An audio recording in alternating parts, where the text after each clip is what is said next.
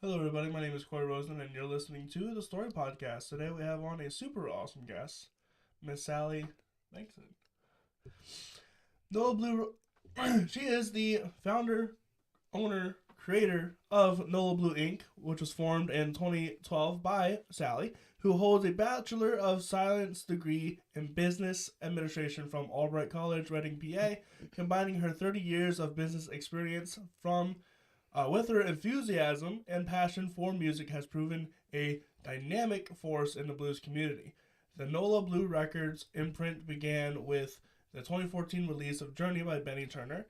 In the ensuing years, the catalog has grown to 27 titles, including Turner's homage to his brother, the late Freddie King, My Brother's Blues, as well as albums from the blues legacy artists Cash McCall, Frank Bey, and the label's second release by Bey, uh, which is All My Dues Are Paid, received a posthumous Grammy nomination for Traditional Blues Album of the Year. Artists and projects that have received Blues Music Awards and nominations include Benny Turner, Frank Bey, John Namath, Clarence Beatty, Trudy Lynn, and the Love Light Orchestra. Nola Blues Records was named Record Label of the Year by the Jersey Music Awards in September 2020. How are you doing? I'm doing great. How are you doing? I'm doing good. It's a nice day. It's final fall seems to finally be here. Yes.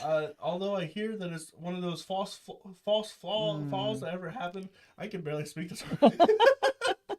That happen every year. So maybe we'll see an increase in temperature. But I'm going to enjoy it for what we have Yes. now. I am so happy. It's 60 degrees. This is where I was meant to live. Yes. Anything else is ridiculous. Yes. Um, so where did your musical journey begin? Are you a musician yourself? I mean, I'm classically trained. Mm-hmm. So I come from a musical family. Okay. My parents both have master's degrees in sacred music. My brother has his DMA and he teaches at the University of Michigan. He's a classical pianist. So I also had piano lessons, flute lessons, piccolo, did all of that in high school. Um, but I think more than that, I grew up with an appreciation of what it's like to really um, just have music such a part of your life and how much of a struggle it can be Oh to yeah. to make a living and to get your music out there and to perform. And so that's kind of my background. So when did you like? So you were classically trained. Classically trained in what? Piano. Piano. Okay. Hmm. And did you pursue that through your school career? No, I mean I played, like in the pit orchestra for school plays and stuff like that, but it was never like it was just kind of what I did. That wasn't my passion. Let Sure. me say, let me Yeah, put it yeah, that yeah. way. I appreciate having the training, not my passion. So when you went to college, what was some of the things that you were looking for? Well, so that's kind of interesting because my family's musically inclined, but my family also had a business. So when I went to college, I was looking to learn business skills and be able to work in my family's business. So that's what I did. I pursued a business management degree and worked for my family for a while. So that was, I mean, working in music was not even remotely on my radar, not at all. What was it that your family did? We had a wholesale bread and rolls baking business, Mayor's Bakery, which is Okay. kind of known around here in the area. So Nice. yeah. So baking. What did you have a passion for baking? No, I No. mean no, no. I mean we had Sure. 1,000 employees. It was a big, like big. My great grandfather came over from Germany, and I was the fourth generation. So by the time I got involved, I was not even remotely Right. close to the baking part of it. So So there you yeah. go. So you went to college for business, Hmm. and then when did you start getting back into the music industry? So I in my early 20s, I discovered blues, and blues kind of just caught me by surprise and just took over. I just loved it. It was, I I don't know. I don't know how to explain it, but it just really grabbed me. So I was a blues fan first and foremost, and I worked for a number of years. I had my son, who's 16 now, and just did various things. But basically, what happened is when my son was three, 4 years old, I decided to start a business, not in music, but in it was like a it was called Gymboree Play and Music. It was like a franchise location. Okay. So that was kind of me like dipping my toe in the water because my family had sold our business by that point. I was just doing odds and ends, mothering, all Yeah. that sort of thing. So I was dipping my toe in the water. What would it be like for me to be at the helm, like really running the Right. whole thing? So I did that for a bit, and then that was not meant to be. It was just not a good time for enrollment and competition and all that sort of thing. So when that Right. closed down, I had this corporation that I had developed.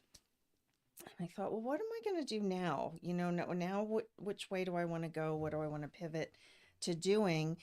And in the meantime, I had met throughout my blues. I mean, the blues community is very small, Hmm. and it doesn't take long to meet the various musicians that you really connect with their Right. music and all that. So, in the interim, I had met Benny Turner, who was living in New Orleans at the time, and he is the brother of the late Freddie King. So he really, the stories and the life experiences that he's had are just mind blowing. Hmm. And I would always say to him, you should write a book. And he's like, yeah, I know. I wouldn't know how to go about it. I wouldn't, whatever. So something just hit me like, you know what? This is what I need to do right now. I've got a corporation. Let's put out this book and let's see what happens. And that was so my record label, my music business started with a book. Interesting. Yeah. Do you remember what first blues song that you listened to that caught you? No. What I do remember is it was a band, it was a local band in Reading. They were called the Blues Dudes. And one of the Blues Dudes, the singer from the Blues Dudes, worked at where I was working. And so that night going out to hear them, I really enjoyed it. And at the time now, but it was way different Oh back yeah, then. This was sure. like in the 90s. So at the time they were having their Blues Fest downtown. And I went that year to the Blues Fest and I saw people like Kenny Neal and Tinsley Ellis and got to know like a more professional level of the blues. And so I started buying CDs, reading the liner notes, and just one thing led to another. And ironically, um, Freddie King was one that just grabbed me from the get go. So that was just a huge, anything Freddie King was just really inspiring and really moved me. And if you could have told me then, 30 years ago that now I would have started a label with his brother, I life is funny sometimes. Yeah, right. And because he was based out of New Orleans, so how did you Mhm. get? Did you ever go down there and meet him, or what was that like? Yes, yes. So that's everyone says, well, what does Nola Blue mean? So Sure. Nola means New Orleans. I see. I That's the see. Nola, and blues is Nola is It's blues blues music. music, Yeah, right? so it's my two loves, my two passions, and I used to go to New Orleans quite a bit. And um, in the course of that, another friend of mine had said, "Do you know Freddie King's brother lives in New Orleans?" I said, "What?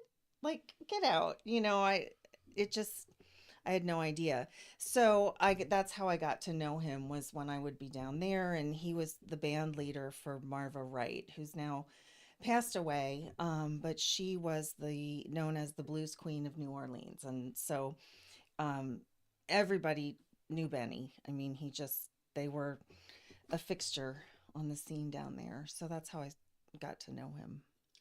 And so you started off with just him, and then how did Mhm. you get other artists signed on to you? So, fast forward, we're working on the book. We're getting it together, and And at some point he says, I have an album that's not quite finished. I got it to a certain point and I just ran out of money. So it's just sitting.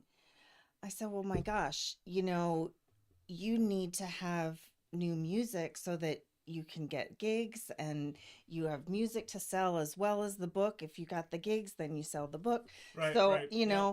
got into that. And when I released that album and I learned about it as I was going, I really enjoyed the process. It was honestly the first time in my professional life that using my business skills was fun and Oh, wasn't just just like, work. right. Yeah. It was like something just was born in me. The whole marketing of how to bring the music to life and connect it so that people would be interested in it, and the whole thing, it was a very cool sort of realization.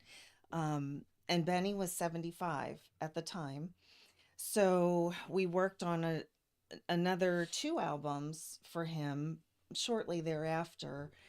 But I kind of realized, like, okay, so he was really a career sideman. And look at what happened when somebody with some business experience came in and took those raw materials, his voice, his stage presence, his songwriting, all of it, and structured it and put it out there. I was like, I know there are millions of others, not millions, but many, many others in the same position, that if they just had an organized push, what kind of a difference would that make? Say every musician. Yes. So that's kind of how that was born. And I just started eventually, taking on additional artists. Then people would refer artists to me, and it's just grown from there. So what are for musicians that need some sort of organizational force behind them? Hmm. What are like your top three things that musicians need to get under their fingertips to start, you know, broadening their market? Mm. Well, I mean, that's an interesting question in terms of performing or recorded music or both, just everything. Top three. Top three. Um, I think that performing is a huge piece of the puzzle. I'd agree with that. Starting with your local community and building a fan base and then gradually expanding from there. But, hand in hand with that now in our digital music world and our streaming world, having music out there that can be discovered not just by your fans who have seen you perform, but people who can discover you through other ways is very important. And then the third thing, which now, for better or for worse, I have mixed feelings about it, um, is having good video content, because that is what tends to almost drive.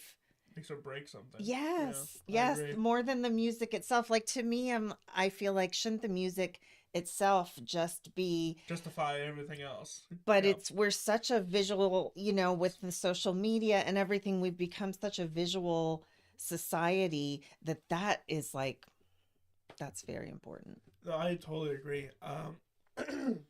Bands need to really get just two or three, not much, Yeah. not much. Yeah. Even one really good video that's recent, I should say, Yes. would do wonders for you. Mhm. But you need to get a videographer for one of your gigs, and Yes. And that's exactly right, because you can use that for two purposes. You can use it for booking, right? Show your band at its best, but you can also use it, cut it into pieces. You can make reels. You can, you can use it you for know, so much promotional mhm, content. absolutely. And especially if you have an album coming out, Yes. you record one of your gigs that has the new album material in it. There you go. All that Yes. promotional, Yes. all in one, all the TikToks, all the Instagram reels that you could ever want, right there. Yeah. For maybe a 1 hour to 3 hour set. Yeah. Absolutely. It's all there. Yes. And then get your friends to come out and say, hey, by the way, we're going to record this. And then that way, people love to be involved. If you have a big fan base, they love to be involved in recordings. And then I was recently at something called Facts the other day. Yes. Are you familiar with them? I am. With the film? So I was just at their career symposium yesterday. Okay. Because I something you don't know about me, I'm heavily into film score. And so that's kind of where I delve into music. Okay. So I went there, and one of the people speaking there, Cedric Hill, had said to use all of your resources, no matter what. You got to take inventory of what you have.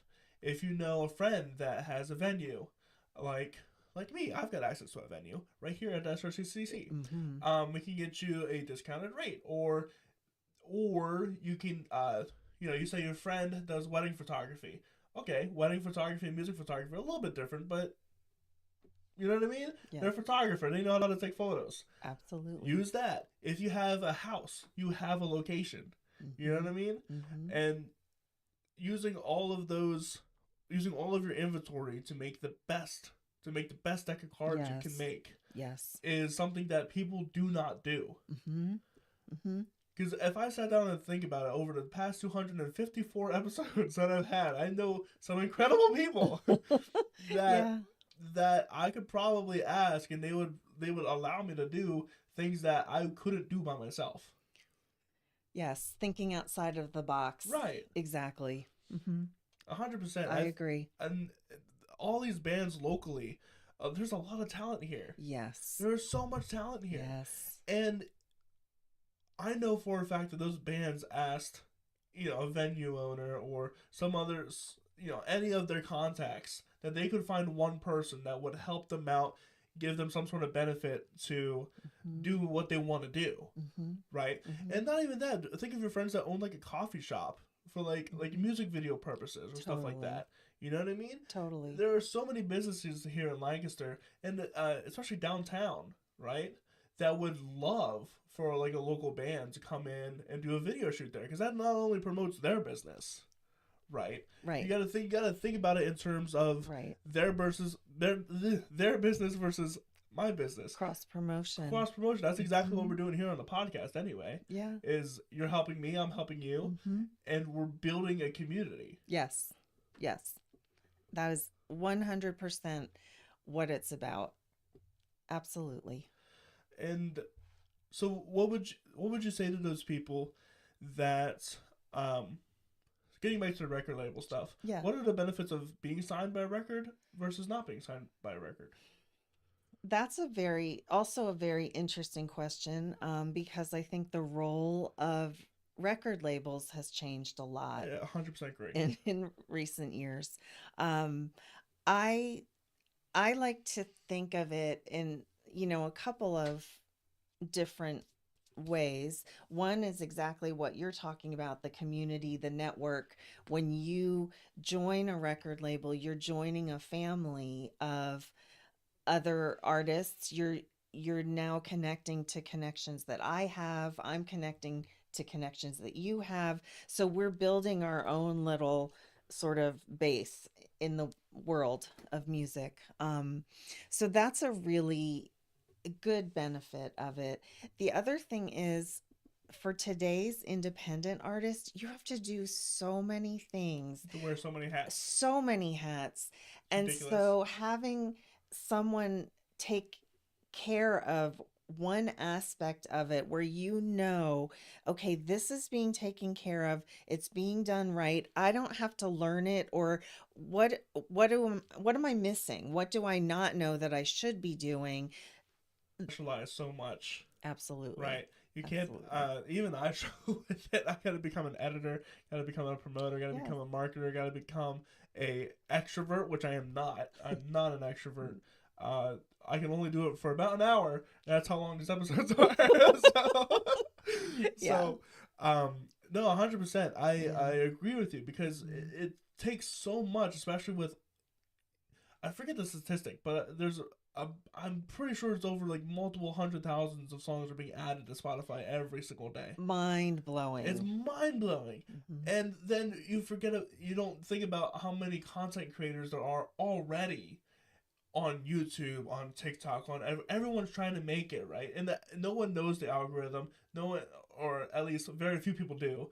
Mm-hmm. And there's no way you're going to become an expert on that and keep your creative side intact. Exactly right. Exactly right. Yep.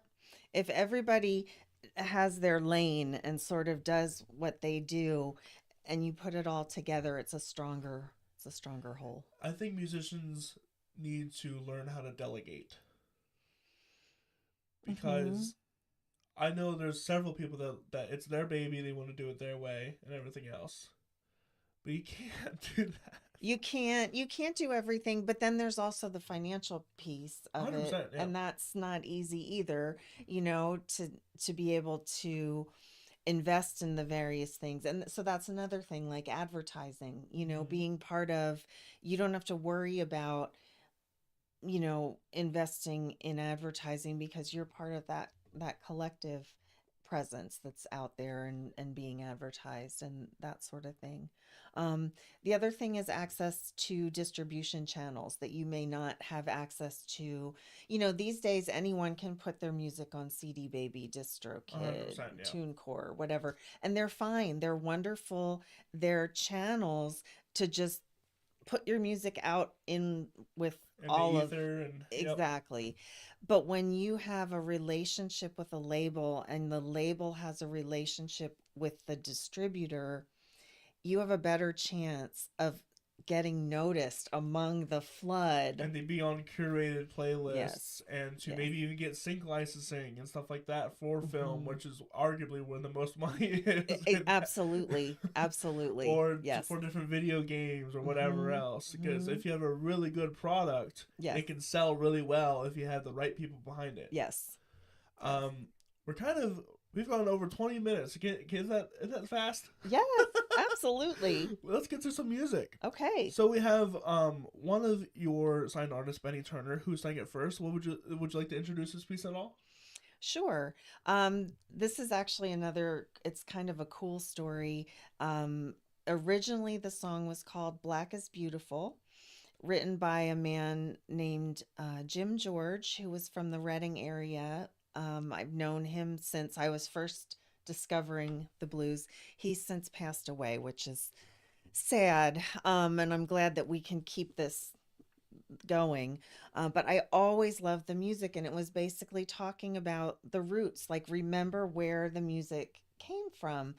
And I said to Benny, I'd love to have you cover this and make it yours. And, you are part of that tradition of the blues that has come along. So he put his spin on it, put the music to it. We went to Muscle Shoals, recorded it at Fame Studios, which was just a dream, very magical atmosphere there. And so now it's kind of like the theme song. It's like what I believe in so strongly is supporting the roots of the music. Well, let's take a listen.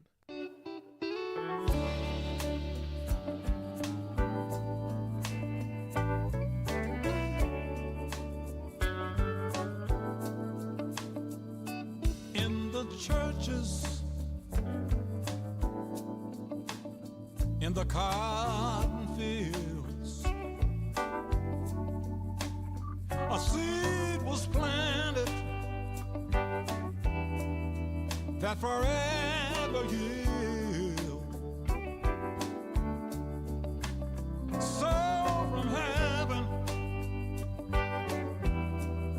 and blues from the earth. Can't put a price, no you can't,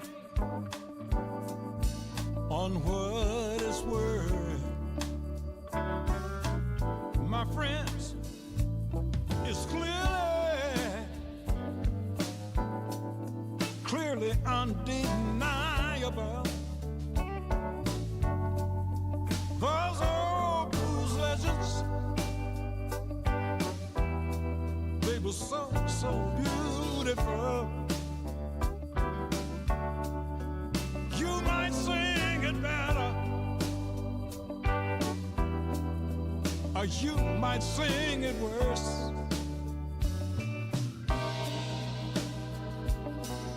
Just remember who sing it first. Just remember who sing it first. Well, songs that make you laugh and songs that make you cry.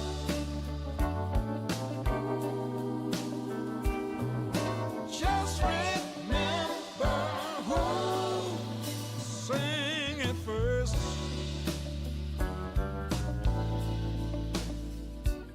You mix and match, and you replace a word or two,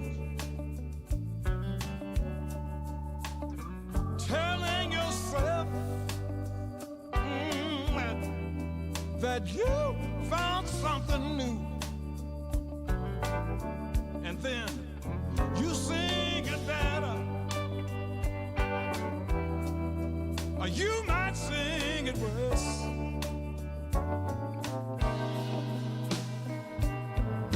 Just remember who sang it first. Just remember who sang it first. Well, just remember who, when you pick up your guitar, just remember who, when you sing your low down dirty blues, just remember who sang it first. You know, I remember Ma Rainey, Blind Lemon Jefferson, Big Joe Turner, Charlie Patton, Skip James, Bessie Smith, Big Bill Bruce, W.C. Handy, Jelly Roll Martin. I can go on and on. Led by Lonnie Johnson. And that was Who Sang It First by Benny Turner. Out everywhere? Yes. There you go. Yes. And would it be under Benny Turner himself? It is. Okay. Yes, it is. You can find it. It's actually, it's been released as a single, but it will now also be on his new album, which is coming out in October, in honor of his 85th birthday. We started wow. at 75. Now 10 we're years. at 85. And interestingly, here we are in Columbia, PA. We did a lot of the recording right down the street at Right Coast Bobby recording. Gentillo? Bobby Gentillo. Get on the show? Yes, Bobby. We're gonna come down. We should walk down. We should walk down there right now. Yeah. But yes, and Bobby mixed it all. He was so good with Benny. Benny loves working with him. We had a great experience, and we did put that. That was the first chance we've had to put it on an album for Benny, so it will be on the new album. Let's talk about the album just a little bit, just to get some promo in for that. So it's coming out in October. Mhm. What is it about? What can people expect? It's been a long time in the works, because we had started it, and then COVID hit, and then there was another devastating hurricane in New Orleans. Benny lost right. everything, all kinds of water damage, had to salvage what he could, and decided he'd had enough. He had been through Hurricane Katrina years before, and New once Orleans again, isn't a fun spot to be in a hurricane. It's below sea level. Yes. And sinking. Yes. Yes. So we had a bunch of things that intervened in the process, but throughout, he's been really thinking about his life journey. And, in fact, he said to me yesterday, he said, okay, so 1955 to now, what is that? I said, well, next year, that's 70 years. He said, well, that's how long I've been playing music. Wow. 70 years. That's incredible. So he's met so many people, and in Chicago, Muddy Waters, Howlin' Wolf, you name it, Willie Dixon, all of the big names were people that he crossed paths with regularly. um so he's got songs that are, whether he's covering their songs or with Jimmy Reed, there's a shuffle in the Jimmy Reed style. He spent some time on the road with same shows with Jimmy Reed. So it's very much a nostalgic look at his life in music.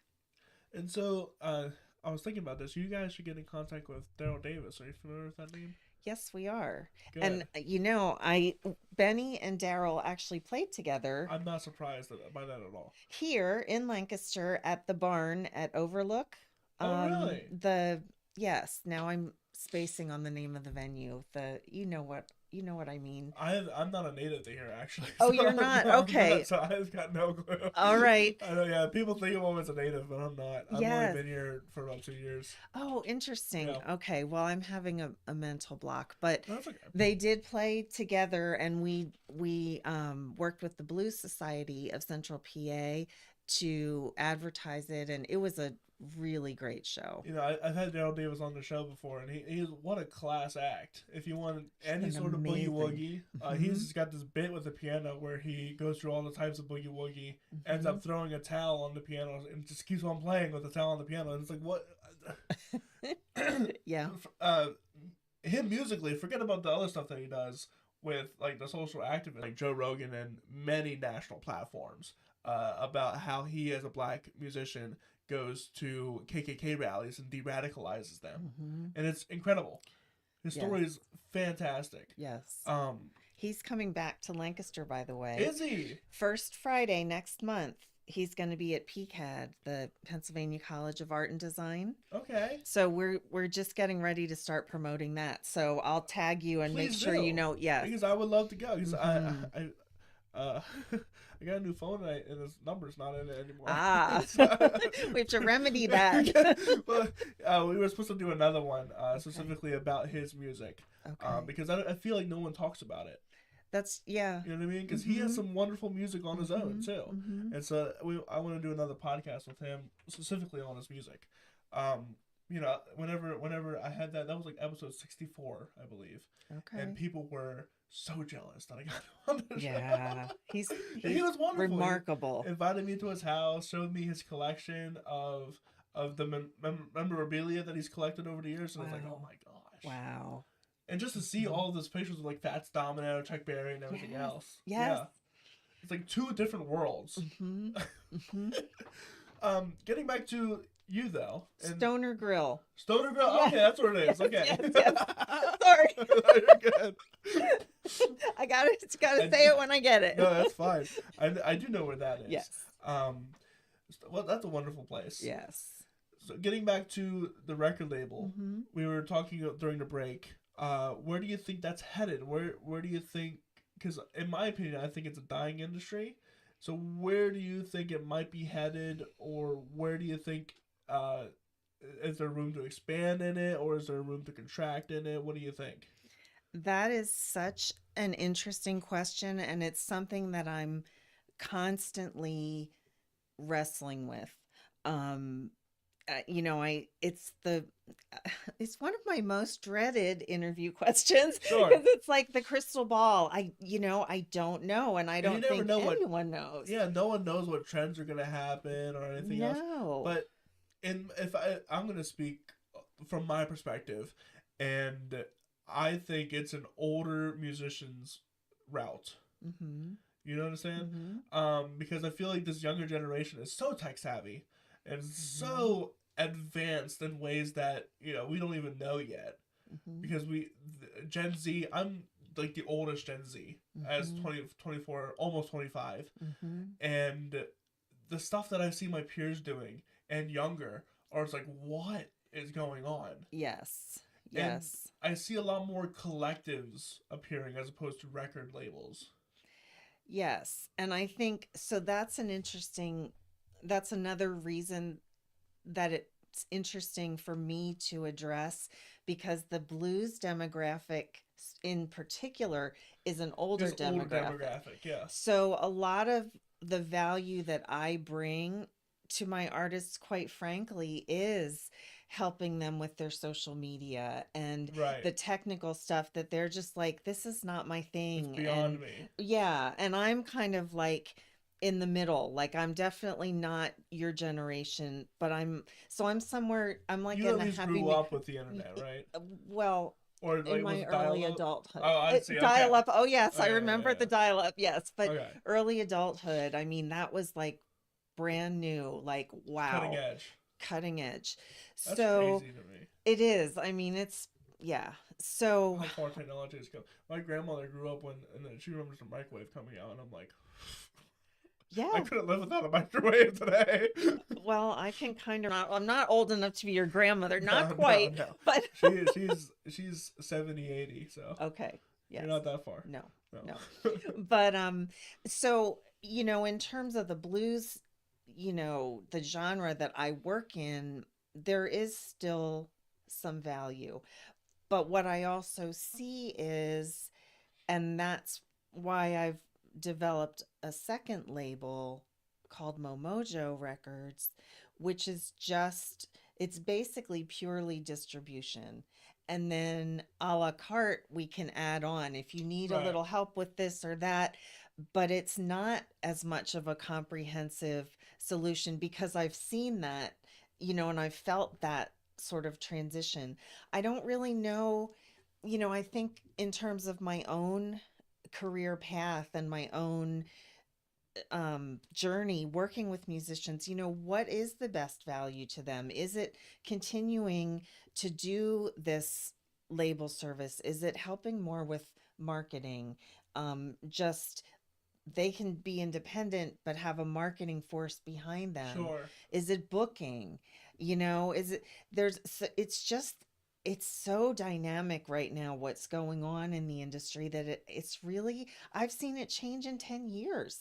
It's only been 10 years. And it's going to change more. Yes, it is. And especially while we're so connected, it's going to change quicker. Mm-hmm. Because you never know what the next new app is going to be, especially with all the technological advances that we can expect. Yes. To come in we were talking a little bit about AI and what that's going to do to the music industry. Yes. What new technologies, I mean, even we talk about like just here on Earth, in 4 years they're planning to send people to Mars.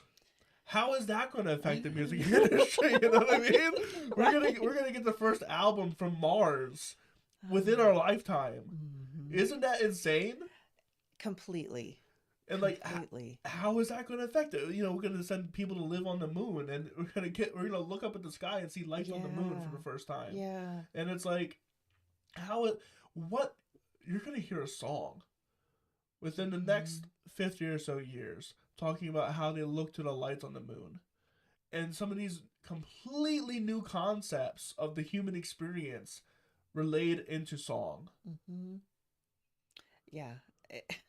So how do you anticipate serving that sort of new reality? How do you serve that demographic? Mm-hmm. You're gonna be the first record label on Mars, and it's like, okay, what does that mean in terms of getting stuff back to Earth, getting stuff? You're gonna have a multi-planetary industry at that point, and it's like, and it's crazy to think about, but. Yeah. Talk about thinking out of the box in the head, right? Right. You know what I mean? Right. Absolutely. Yeah. I just don't know. I do not know what to expect except change. Really. Yeah, that's about the only thing that I can plan on is that things are going to change. Platforms are going to change. Everything, even 10 years ago, we weren't thinking so much about Instagram. And Instagram's become so much of a stronger, more powerful platform just in this short time. Now I'm struggling and I haven't gotten there, but I would like to do more on TikTok. It's like that's the next frontier. It's already here, but I'm like trying to catch up. It's just, it's tough to be a small independent anything, whether you're an artist or a label, whatever, and keep up with this constant change. And even with the bigger industries, you got left and right protests popping up. Different, like TikTok, they just had that disagreement with the UMG, and all their artists got their sound removed from TikTok, and it's like that changes overnight, and that, in my opinion, that allows for a lot of growth for independent artists to create trends, to create sounds for people to use. And it's like, you got to be on top of all of these different things in order to capitalize on the moments, because things can change so instantly. Absolutely. Yep. And it's crazy. And, it is. And I feel like there will always be a need for record labels just because of the networking value that it has. Yes. But I don't know if we'll ever see them rise to what they were back in the 60s, 50s, 70s. Because I just don't see it. No, I can't imagine a return to that either, because the world is just so different. It's too different. Yeah. And things are... The way things have been trending is decentralization. Yes. And I feel like that trend is going to continue. And, as we were talking about with AI, there are unquestionably benefits and positives to AI. And there are also really scary things, risks, negatives. Well, it's the same thing with the whole increase of the digital world for music. It's a double-edged sword, but it's definitely making that whole decentralization possible. I mean, I work with, ironically, the friend who told me about Benny Turner and introduced me to him. She's been with me all 10 years, and I couldn't have done this without her. She's in Richmond, Virginia. Again, 10 years ago we could have, but 30 years ago when I first was in the working world, not as common as it is today. No, to your point is that there's so many ways, different methods of connecting over long, vast differences of time and place, and you can talk to someone in China and they can text you back within a minute. If they were awake, you know what I mean? Yeah. So yeah, it's all these connections can help you in so many. For example, like some of my music is very popular in Brazil and Turkey, and it's like, how to get there? I've got no idea.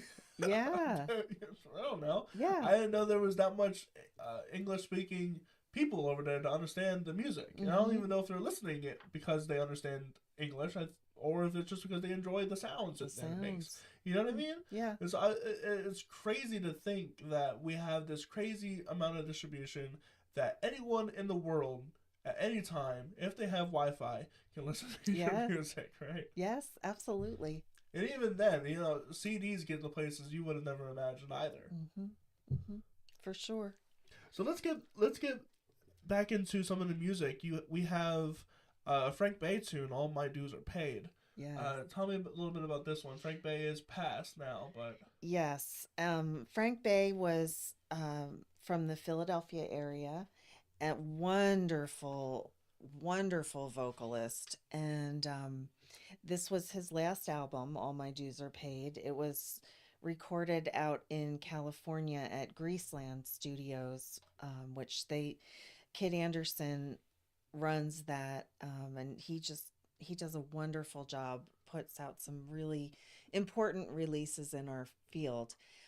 Well, that ended up getting a Grammy nomination, and Frank was not with us to even realize, and the irony of it, that his dues are paid. He's got his Grammy nomination. So it's a very, it's a great song. It's very listenable, but it's also that memory we all of us who knew him and loved him and worked with him hold that, like, yes, Frank, full circle your dues are paid. Yeah.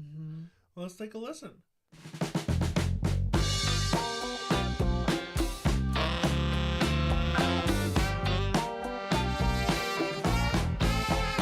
I was born way down in Georgia, 1940s, black and poor.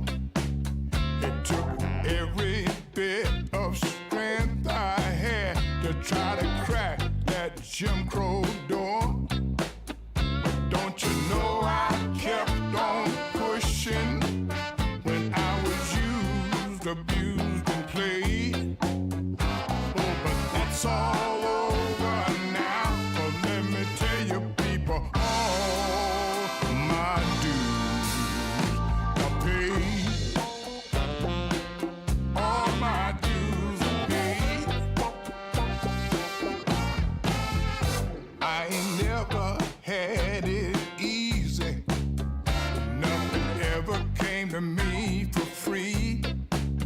You call it real hard work and suffering. Ha. Hey man, it's just another day to me. But don't you know I kept on pushing when I was used, abused, and played. Oh, but that's all over now. Now let me tell you, people, all my dues are paid. All my dues are paid.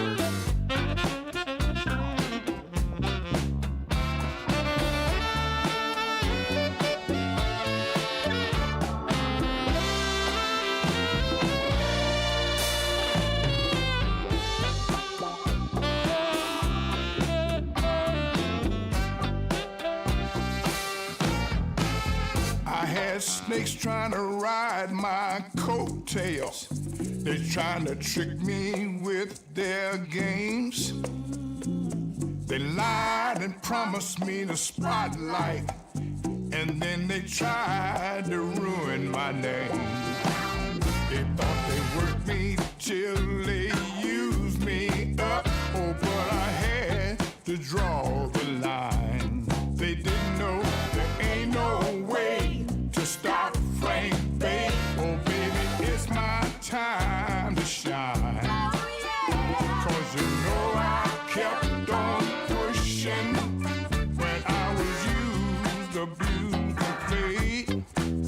Hey, man, that's all over now. Oh, let me tell you, people, all my dues are paid. All my dues are paid. All my dues are paid. I kept right on pushing. I kept on pushing, man. All my dues are Pay my dues. I had to pay my dues, y'all. My dues are paid.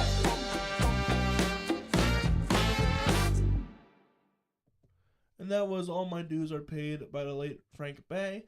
We're going to go into a little review section of everything Nola Blues, because you have a few events coming up that we would like to talk about and promote. So where Yes. should we start? Well, we being right here in the Lancaster area, we're all really looking forward to this year's Lancaster Roots and Blues. That's right. Yes. Right here. And I'm so proud, being here. I started the label here in Lancaster. I've grown the label here in Lancaster, and can't think of a better way to celebrate the 10-year anniversary than having our Nola Blue Review performing at Lancaster Roots and Blues. And come to find out, you're going to be our stage manager. That's right. Yep. So cool. So that's going to be on Friday night, September 27th. And we will have Benny Turner, who's almost 85. We will have little Jimmy Reed, who's 86. Wow. And we will have Trudy Lynn from Houston, Texas, and she is 77, I believe.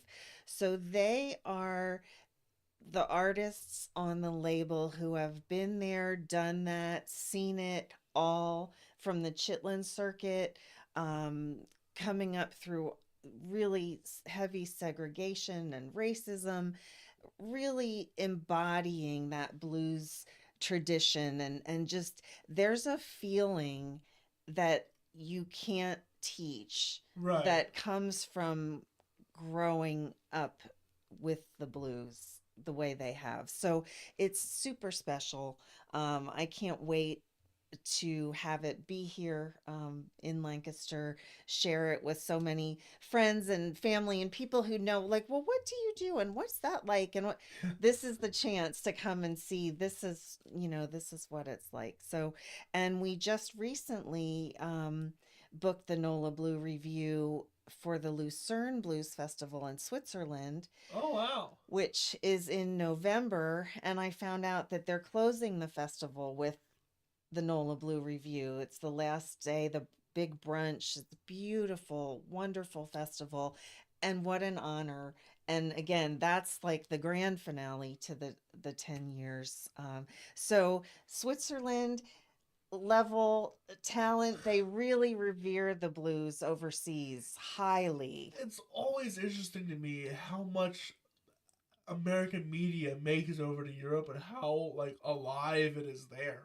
Because when I think of blues, I think of American, probably like Southern, but then you hear these blues artists coming from all over the world, and it's like, oh yeah, I guess it is like a global phenomenon. It really is. It really is. So it's cool to say, hey, we've got that level of international talent that's going to be right here in Lancaster. So looking forward to that very much. And where can people go if they want to check out anything else? Do you have a website? Yes, NolaBlueRecords.com. That's NOLA Records. Nola Blue, No, that's right. BLUE Records. Regular blue. .com. Yes. So please be sure to check that out. We're gonna get. Would you like to advertise anything else before we get into the questions I like to ask everybody? No, please go ahead. All right. So, what are some of the biggest mistakes that maybe you have made yourself, or you've seen other musicians make in this industry, and how can we curb that for the future? I think some of the biggest mistakes I've made have been maybe, and it depends on how you define mistakes. Sure, of course. Because I have sometimes followed my heart in decisions that I've made that haven't necessarily been the strongest business decision. And so, and I go back and forth about that because it is important to me to preserve the music, record it, get it out there. So but in terms of mistakes that I see musicians making with their releases, really, it's like that old saying that is true. If you fail to plan, you plan to fail. Yeah. And it's like, and that's one of the biggest things we try to do is say, let's take a step back. I can't tell you how many calls I get from musicians. My record's ready. Can we put it out next month? No. No, we cannot, because we want, we have this plan and we need to fill in the blanks. How are we going to market it? How are we going to promote it? Exactly. Yeah. So really putting the time and the effort and the creativity into, you've put all of that into the music. Now you need to do that all over again. For the marketing. Yes. Yeah, 100%. Yep. And there are two sides to that, because I feel like, because me personally, I know if I don't just release my music, it's never going to get released, especially my older stuff. So I've seen artists just release it and just, and then once you have a presence, you can do that. Exactly. Yes. Right. Yeah. Yes. But I do agree with you that you need some sort of plan to get music out there. I guess my situation is a little bit different. I have a lot of short instrumental pieces from just like my college days or whatever, and I feel like I should just have out there for part of my portfolio. Yeah. And Sure. it's a lot more classical ish stuff. Sure. So I don't know what the market would be for that here in Lancaster. Yeah. So it's, part of me feels like I should just, but I know the proper way to do it would be to go about marketing and stuff like that. But I don't know. It's just a Well, and that, yeah, it depends on your goals. Yeah, right, 100%. It's so, yeah. So what I mean is someone who wants to put it out to get to the next level, touring, you know, Right. that sort of thing. But yes, in your situation, that could be perfectly fine. Right. Absolutely. So, what do you know now that you wish you had known when you first started your? She's like, "Oh, where do I begin? I can list off forever." What do I know now? I definitely know that, you know, there's a concept that you learn in business called economies of scale, and that the more, you know, the more you add to your offering, the lower the cost per project type of thing. And I've definitely learned that that does not necessarily translate into the music business. And that has been one of the most striking lessons I've learned. It if anything, it just digs a bigger hole. And so really learning to find the strong releases, the strong artists, and nurture them and help them continue to really grow is the way to go. Yeah, I think music economy and economy are completely different things, right? Yes. Because especially when you get from like local to national, because you know people will buy $500 tickets to see Taylor Swift, but they won't pay $5, $10, $20 to see the local artist. Yeah. That could be. Granted, I don't know if anybody was ever going to hit the virality of Taylor Swift ever again. Yeah. But who knows? You know what I mean? Yeah. They can see the next big thing. Sure. At their backyard underground basement show. You know? Yeah. Yeah. Absolutely. So, especially when you have, you bring national acts into a more regional context, right? Someone like Benny Turner, especially when the younger crowd that typically goes out to see music doesn't know of Benny Turner because they haven't lived that experience yet. How do you bring them out to a show? Yeah. And it's all about learning the demographics, and Lancaster may not be the best place for a blues musician, whereas you think of New Orleans, that's pretty much all they do. Yes, and the tourist economy, constantly the turnover of new people being 100%. exposed. And yeah, because you're right, Lancaster has a tourist season, 100%, but the tourists don't come for music. Yeah.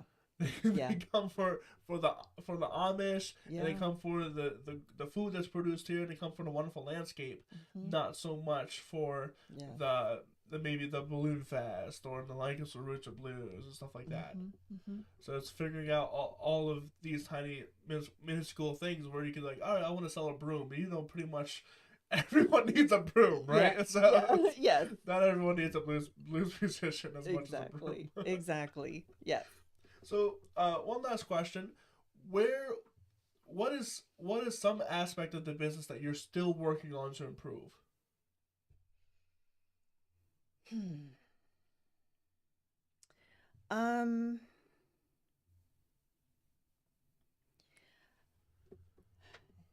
In terms of what we do as a label, I would say, going back to what you were talking about, the sync licensing part of it, that has been the biggest, I don't want to say thorn in my side, but it's been a headache for sure. It's been the biggest mountain to climb because, again, that's a relationship type issue. 100%, yep. And it's not easy to make those relationships. It's and hard to break nurture into them. the circles. Correct. And it's definitely something that I would like us to be able to do more of and be better at. Of course, it's financially good for everyone. 100%. Yep. You know, we've had a few licensing deals that have come along, and they're wonderful, but I would love to figure out how to do more. And that I feel like it's another problem of location, because granted, we do have the facts. There's just coming in and building more of the film industry here. But if we're looking for bigger money, the industries are in like Florida or California or New York, and it is so hard to break into those circles because you have to know somebody, and it's hard to get that person that you know to recommend your name, right? Absolutely. Yes, absolutely. And that's, you know, that's another thing I think about as my son's almost grown and out of school. And, you know, do I stay here or do I move into one of those communities where I can really accelerate the network? Because there's no, as much as we can do the video and the, you know, the Google Meets and all that sort of thing, there's really no substitute for sitting down like this. No, I 100% agree. That's why I mostly refuse to do online.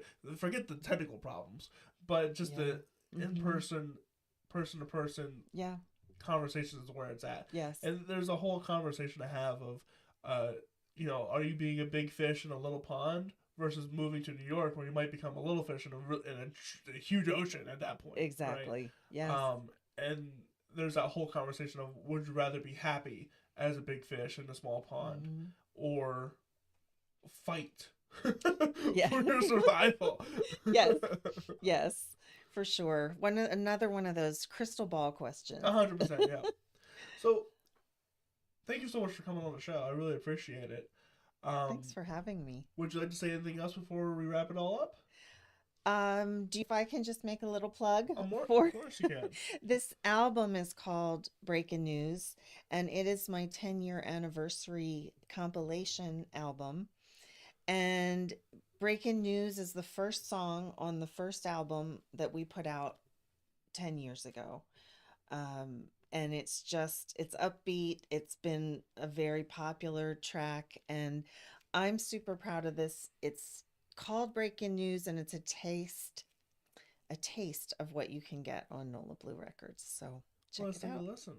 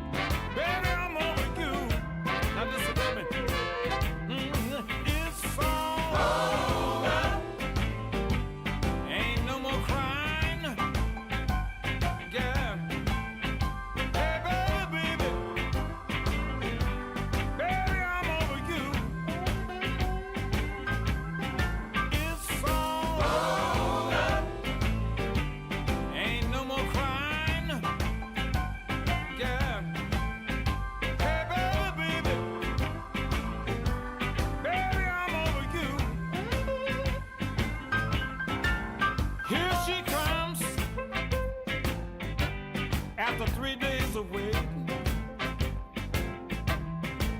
food on the table, people, listen, it's done gone bad.